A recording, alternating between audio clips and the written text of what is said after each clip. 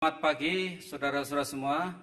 Pagi ini kita akan mengupdate tentang kegiatan dari gugus tugas percepatan penanganan COVID-19. Kali ini kita akan menghadirkan Profesor Wiku Adi Sasmito, Ketua Tim Pakar Gugus Tugas Percepatan Penanganan COVID-19. Materi yang akan dibahas temanya tentang memahami risiko COVID-19. Nanti akan dibahas meliputi tentang apa itu COVID, kemudian dampaknya apa kepada kita, kemudian penyebabnya apa, dan apa yang harus kita lakukan semua masyarakat seluruh Indonesia agar terhindar dari penyakit COVID-19 ini. Untuk lebih lanjutnya akan kita langsung panggil Profesor Wiku Adi Sasmito, Ketua Tim Pakar Gugus Tugas Percepatan Penanganan COVID-19. Pak Profesor, silakan.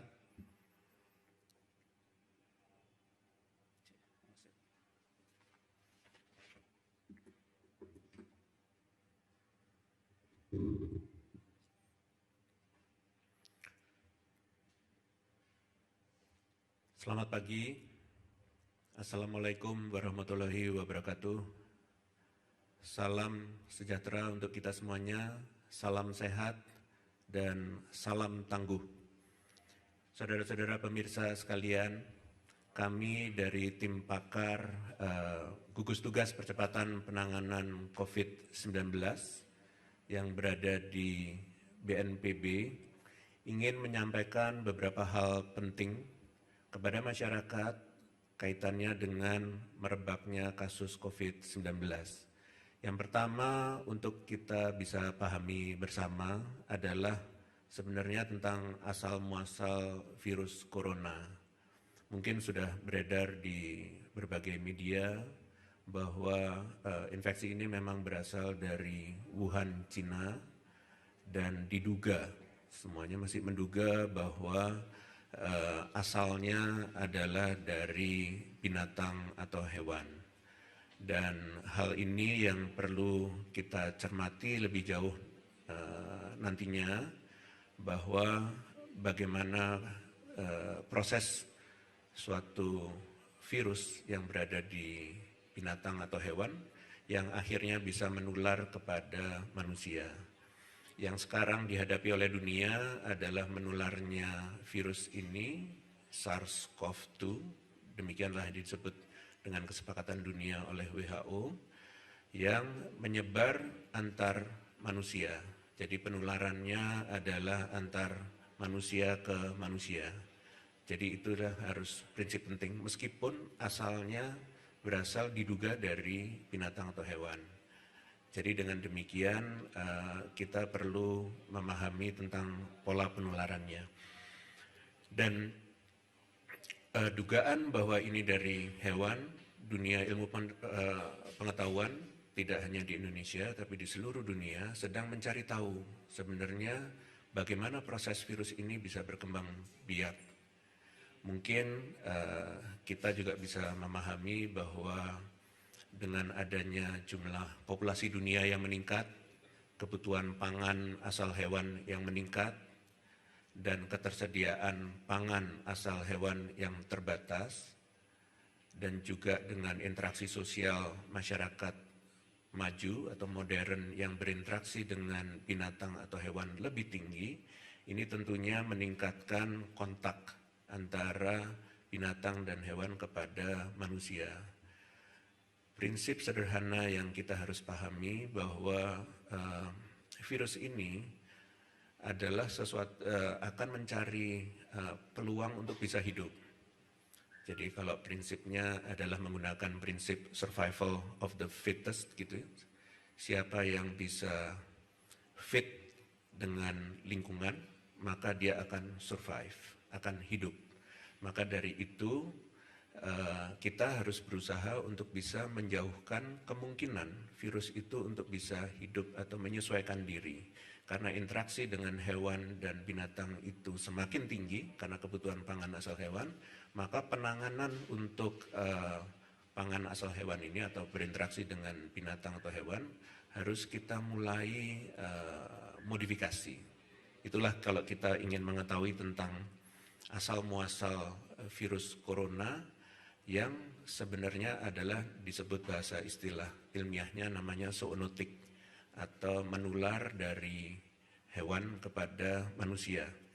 Kalau kita memahami kondisi seperti ini, maka dari itu kita harus siap untuk hidup dengan kondisi seperti ini di dunia, bukan hanya di Indonesia. Karena berbagai penyakit atau agen penyakit yang ada di binatang dan hewan bisa saja tidak menimbulkan penyakit pada hewan. Tetapi apabila dia mampu berpindah kepada manusia dan kemudian manusianya rentan dan agen penyakit itu salah satunya virus ini bisa menyesuaikan diri, maka dia akan menimbulkan penyakit pada manusia. Itu adalah mekanisme juga yang perlu dipahami. Kalau virus ini tidak bisa menular antar manusia, maka orang yang kontak dengan binatang atau hewan itulah yang menjadi akhir dari perjalanan virus itu untuk menginfeksi. Dan tinggal apakah manusia tersebut atau orang itu kuat atau tidak menghadapinya. Penyakit ini sebenarnya adalah penyakit yang self-limiting disease atau penyakit yang sebenarnya bisa sembuh sendiri selama daya tahan tubuh manusia memadai untuk itu. Jadi kalau kita melihat secara dunia bahwa masyarakat dunia itu relatif sehat, banyak yang sehat, maka dari itu ketahanan kesehatan masyarakat juga sebenarnya cukup tinggi, sehingga tidak selalu penularan mengakibatkan orang sakit. Dan kalau sakit dengan self-limiting disease, daya tahan tubuhnya yang akan melawan. Kalau dalam istilah ilmiah, virus ini disebut sebagai antigen atau musuh. Dan antigen ini kalau masuk kepada badan, maka dia akan dilawan oleh tubuh manusia yang disebut antibodi. Apabila antibodinya cukup banyak, yang spesifik untuk virus ini, yang muncul karena infeksi tersebut, maka sebenarnya orang itu bisa sembuh. Nah sekarang maka kita harus tetap menjaga kesehatan individu yang tinggi dan masyarakat yang tinggi sehingga kita bisa melawan atau menghadapi virus ini.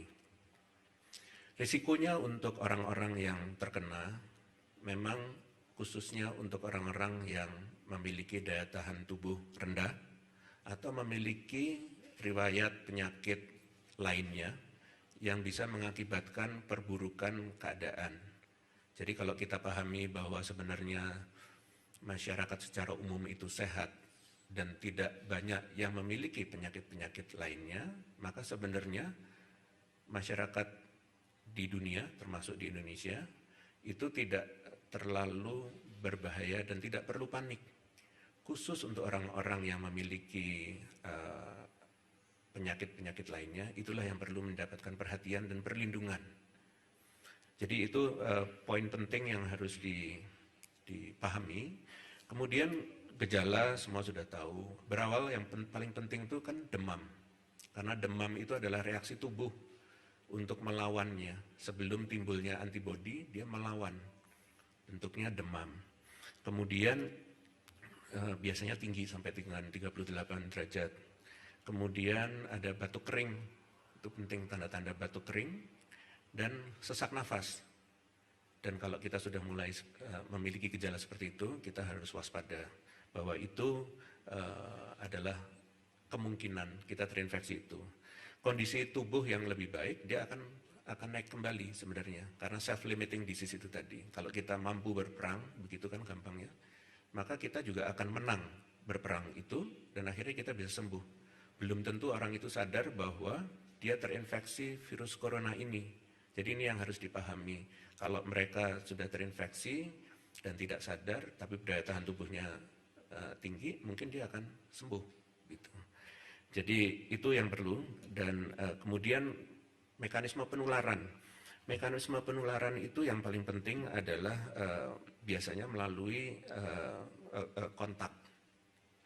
Jadi dengan orang-orang yang tadi demam, batuk ringan, itu yang berbahaya adalah batuknya tadi. karena berupa droplets, karena ini bukan aerosol, tidak menyebar di udara, maka kita harus menjaga jarak. Jangan sampai kita terlalu dekat, sehingga droplets itu tidak mengenai kita pada saat orang di sekitar kita batuk. Batuknya bisa saja karena penyakit ini atau karena lain. Karena sekarang lagi ada masalah seperti ini, kita berusaha untuk jauh dengan orang yang lain. Itulah yang disebut dengan social distancing, menjaga jarak. Dengan melakukan seperti itu saja, kita nggak usah panik bahwa kita sudah mencegah. Karena kalau kita berbicara dengan lawan, musuh kita ini kan sudah tahu semuanya namanya virus. Tapi yang kita kurang pahami secara masyarakat adalah cara bekerjanya musuh ini. Cara bekerjanya musuh ini adalah dengan cara kontak.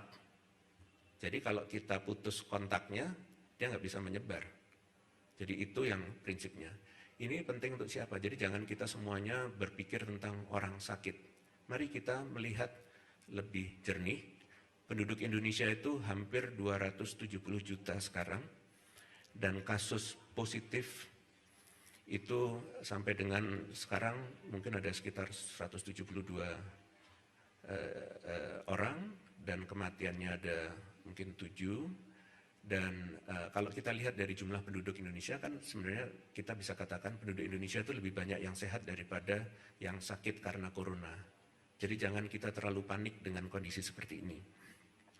Maka dari itu saya ingin menyampaikan bahwa kalau kita terlalu fokus pada yang sakit, kalau yang sakit pasti tenaga medis sudah siap untuk menanganinya di berbagai fasilitas yang sudah dijelaskan oleh Kementerian Kesehatan, dan kemampuan diagnostiknya untuk orang-orang yang sakit juga sudah disiapkan oleh pemerintah.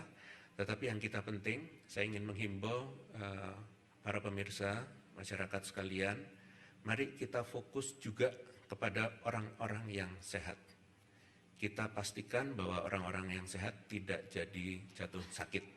Maka dari itu pola hidup bersih dan sehat itu menjadi hal yang penting.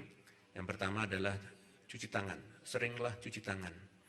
Cuci tangan dengan sabun dan cara cuci tangannya seperti yang dianjurkan oleh WHO sehingga mencakup seluruh permukaan pergelangan tangan, telapak tangan sehingga semuanya betul-betul bersih.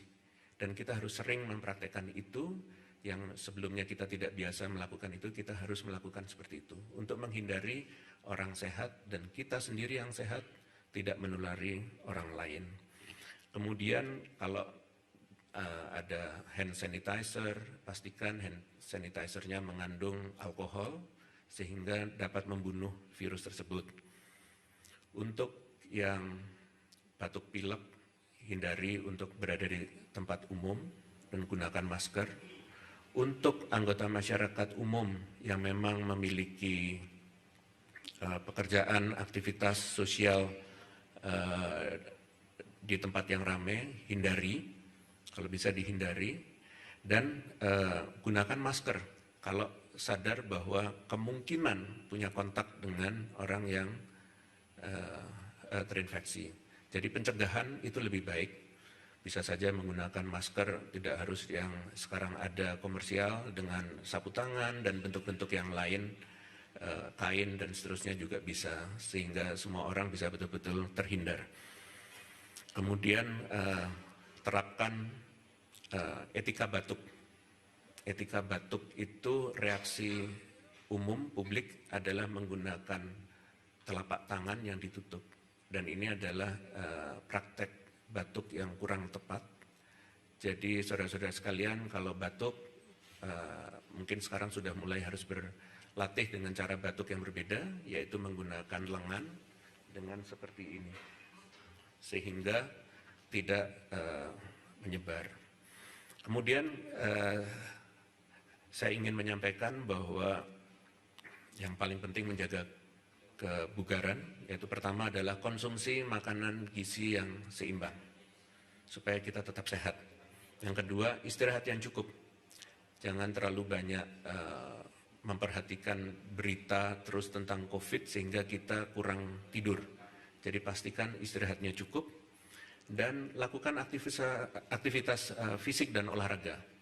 Aktivitas fisik dan olahraga mungkin juga perlu ketahui, usahakan supaya yang olahraga-olahraga yang tidak berkumpul atau yang tidak berbagi alat olahraga, sehingga kita terhindar. Karena kalau olahraga kan mungkin berkeringat terus mengusap muka, mata, hidung, inilah yang berbahaya. Jadi lakukan dengan bentuk senam sehingga menjadi lebih sehat. Untuk itu olahraganya bisa bentuk senam dan bentuk olahraga lain yang lebih mudah. Kemudian apabila terjadi sesuatu, datanglah ke fasilitas kesehatan. Kemudian hal yang penting adalah social distancing dan karantina.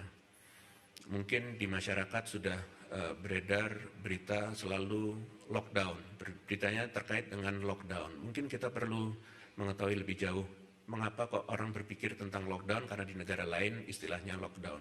Sebenarnya kembali lagi, ini intinya adalah social distancing. Selama penjarakan atau interaksi kontak itu bisa terjaga dengan baik, tidak terjadi kontak, maka itulah yang terbaik.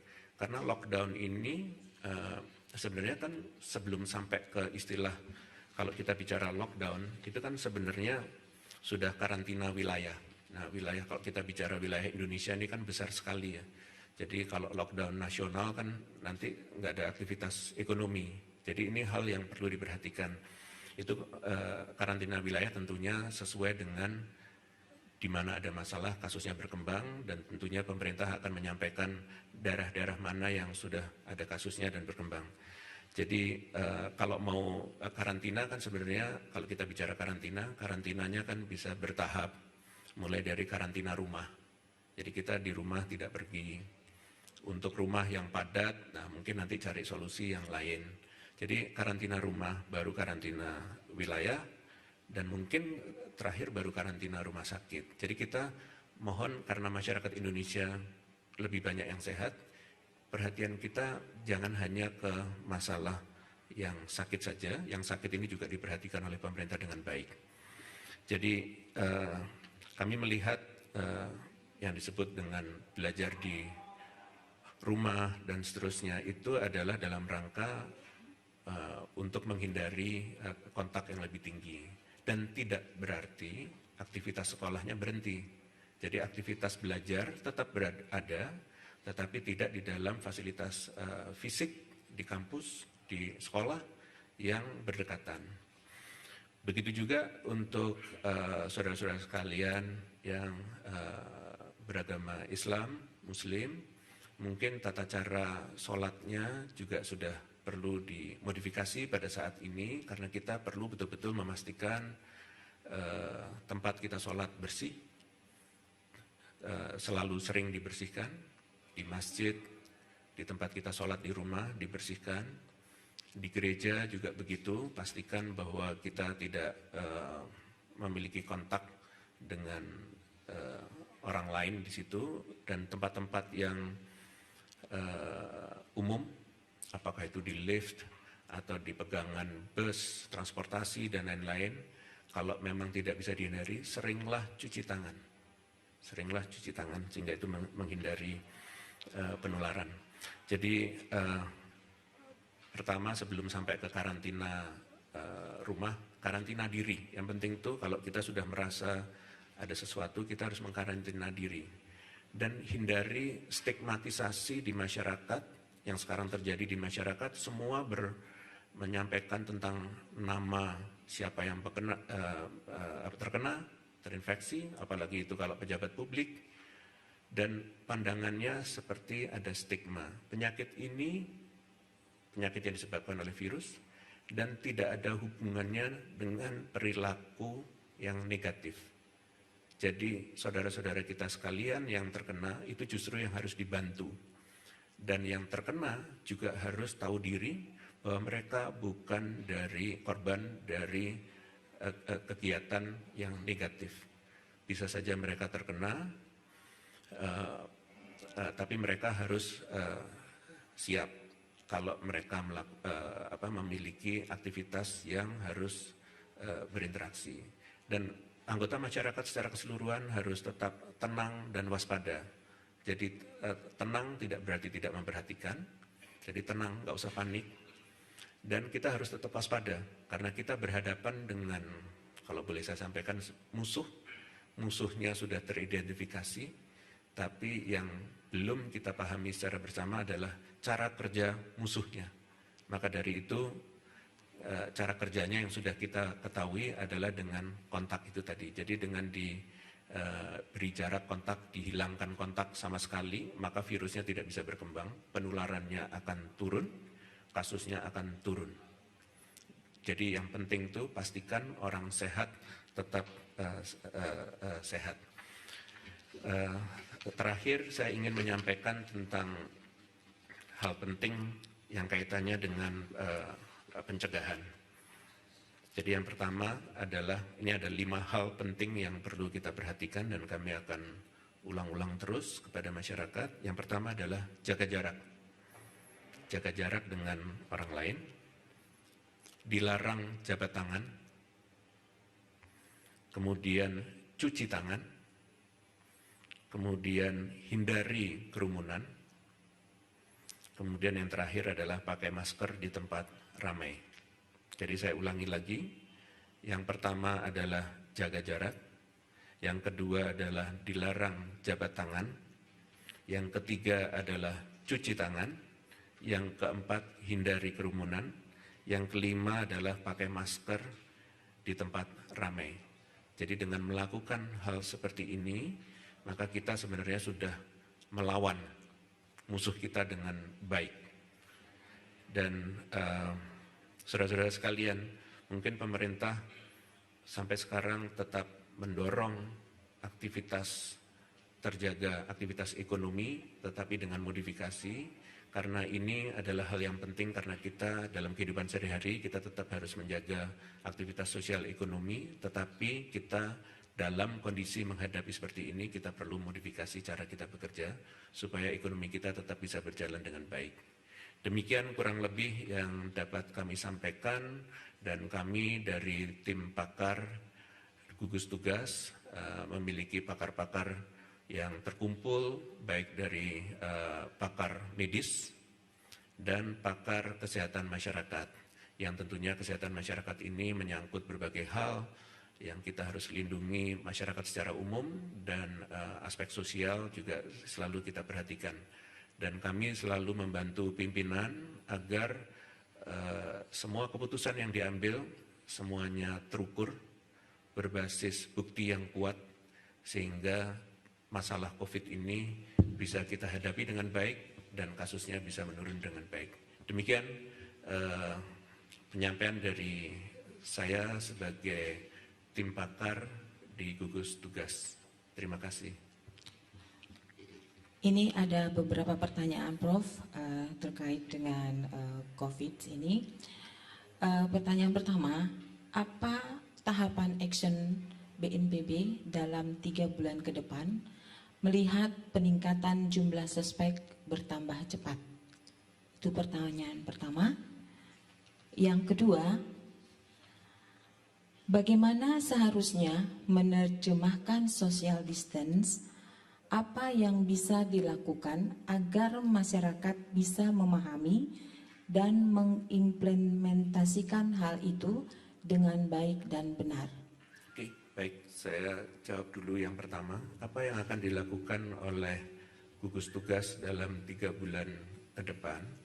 Jadi yang akan dilakukan yang terutama adalah sosialisasi dan edukasi masyarakat. Jadi kami sebagai pakar tidak ingin semuanya ada di kami. Ilmu kami harus kami terjemahkan ke dalam langkah terukur untuk pimpinan, sehingga dengan sosialisasi tersebut ilmu itu menjadi ilmunya masyarakat. Dengan masyarakat berilmu, maka mereka sendirilah yang akhirnya bisa menghadapi. Kami ini tidak bisa menangani seluruh Indonesia sendirian.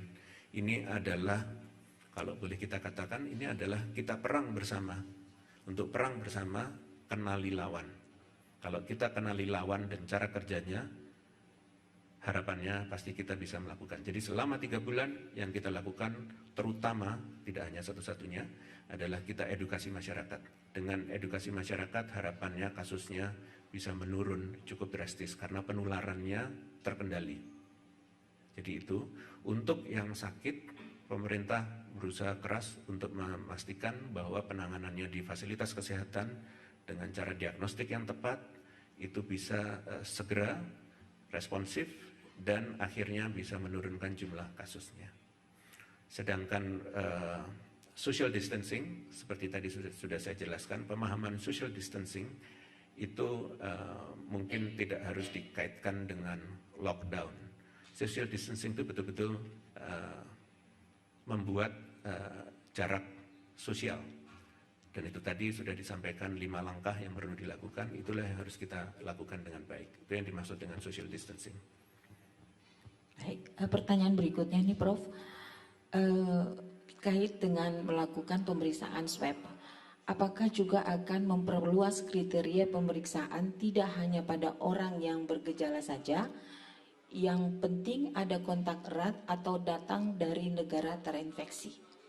Ya, betul. Jadi pemerintah sudah membahas itu kemarin. Jadi pada prinsipnya memang untuk orang-orang yang berasal dari luar negeri tentunya juga harus berusaha untuk diawasi sehingga potensi kontaknya bisa terjaga. Kemudian masyarakat juga tentunya bisa melakukan pengetesan nantinya, kami akan berusaha keras sehingga bisa menilai dirinya mempunyai risiko atau tidak. Ini khususnya untuk masyarakat yang sehat. Tapi sebelum masuk ke situ, yang paling penting adalah kembali lagi social distancing, berjarak sosial sehingga kita bisa mengurangi penularannya. Pertanyaan berikutnya, apakah ada rencana pemerintah menggunakan teknologi tertentu, baik itu di tag A1 untuk suhu orang-orang di ruang publik maupun pelacakan data geolokasi warga untuk memetakan mereka yang sempat berkontak dengan pasien positif corona? Ya, baik. Jadi kami dari gugus tugas sudah mengembangkan suatu sistem yang segera sebentar lagi bisa disampaikan pada publik, terutama yang kaitannya dengan daerah-daerah yang mulai tertular. Dengan demikian kita tahu tempat-tempat mana yang risikonya sangat tinggi untuk merebak. Kemudian kami juga menggunakan teknologi sehingga pelacakannya tidak hanya dilakukan dengan pelacakan sistem konvensional dengan mempertanyakan kontaknya dengan siapa saja pada hari itu, berapa lama, di mana. Jadi kami menggunakan teknologi IT sehingga kita juga bisa mendapatkan itu dan nanti berhubungan dengan fasilitas kesehatan baik tempat puskesmas dan rumah sakit sehingga kita semuanya bisa memastikan proses penyebarannya untuk bisa dibatasi. Ya. Terakhir ini Prof, mungkin ini yang perlu diketahui masyarakat banyak. Apa alasan pemerintah belum mengambil tindakan lockdown? Baik, jadi tindakan lockdown itu belum diambil oleh pemerintah karena lockdown itu artinya membatasi betulan satu wilayah atau daerah. Dan itu memiliki implikasi ekonomi, implikasi sosial, dan implikasi keamanan. Maka dari itu, kebijakan itu belum bisa diambil pada saat ini. Kembali lagi, social distancing adalah yang paling efektif. Saudara-saudara sekalian sudah memahami bahwa di Indonesia banyak sekali orang yang bekerja dengan mengandalkan upah harian. Dan itu juga salah satu yang menjadi kepedulian pemerintah supaya aktivitas ekonominya tetap bisa berjalan. Karena dengan lockdown, orang ada di rumah semuanya, maka aktivitas ekonominya akan sulit untuk berjalan dan itu secara ekonomi berbahaya. Maka dari itu kita belum masuk ke dalam situasi dan kebijakan seperti itu. Baik, terima kasih.